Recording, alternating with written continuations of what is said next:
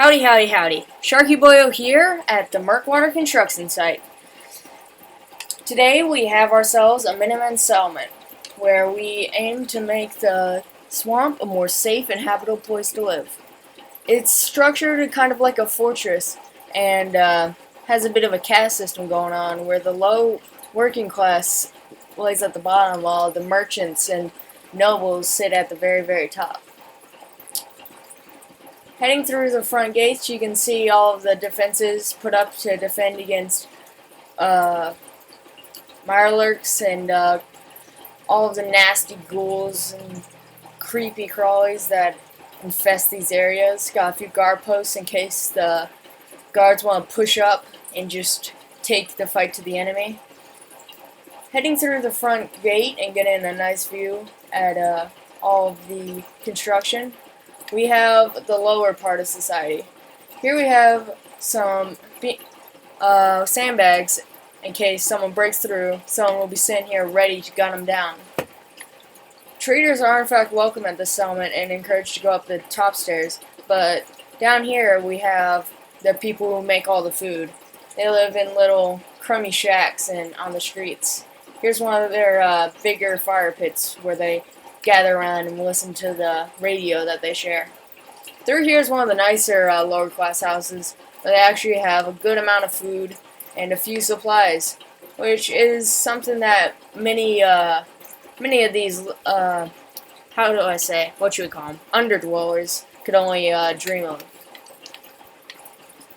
Heading around, we see where all of the water comes from. Sewage water isn't the most clean or not muddy source of water, so we took a giant purifier to send it through some pipes and stuff to purify it all. Here we have the washboard where the high class and low class all wash their clothes by candlelight, which is kind of nice. Heading past here, we have another one of the dwellings where this guy is sleeping on a little makeshift floor. He has a little box of possessions and his gardening tools that he uses in the farm. Over here he has a Brahmin hide pillow and his own personal little herb thing, presumably to trade for a little bit of caps. Back here we have a Mr. Handy, which was once employed on the farm till it broke down, and there it lies, scavenged and picked for parts. Here's another one of old vault dweller, judging by the pit boy, who, after breaking away from his vault, found not a life of luxury and probably regrets his decision, but at least he isn't stuck in his vault.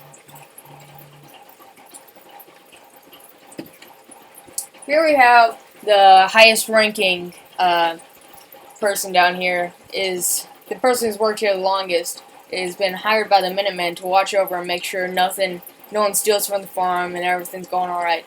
And he has an okay sleeping area, room for his dog, and some personal mushroom things. He's a bit of a druggie, I have to say. He's got a little fridge, plenty of nice stuff. Here's the farm in question. It isn't doing too well. It's a bunch of potatoes, and the spot it's next to isn't too ideal since it's right next to the community garbage can. So, yeah. But it makes do, and it provides food for the settlement and the people who live under it. So it's livable. Heading upwards around by the gate, we have the upper class of society.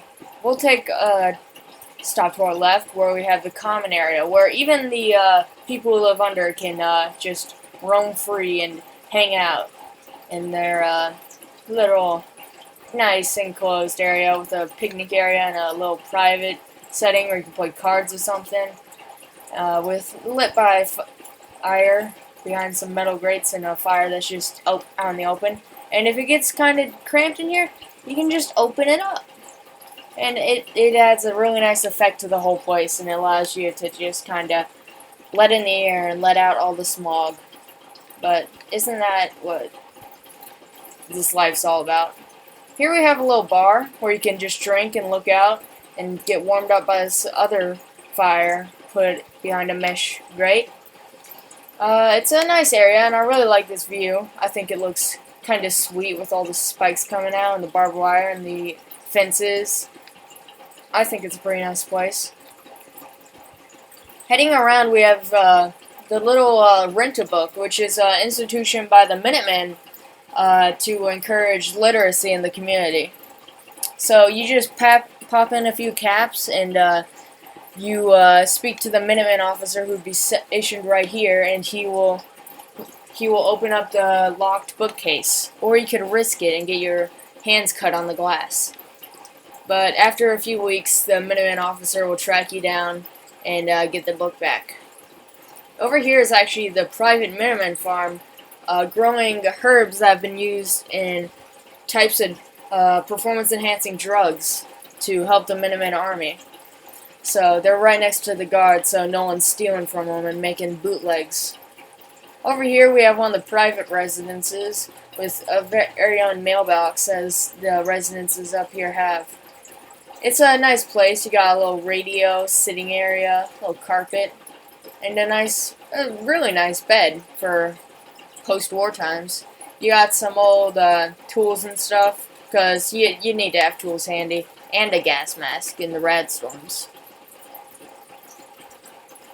Heading out, we got the second abode in the higher parts of society.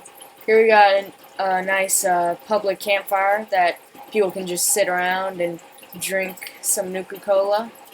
Over here we actually have a Nuka-Cola fanatic who managed to make their way to Nuka World and back, and might be slightly disturbed, but we don't judge.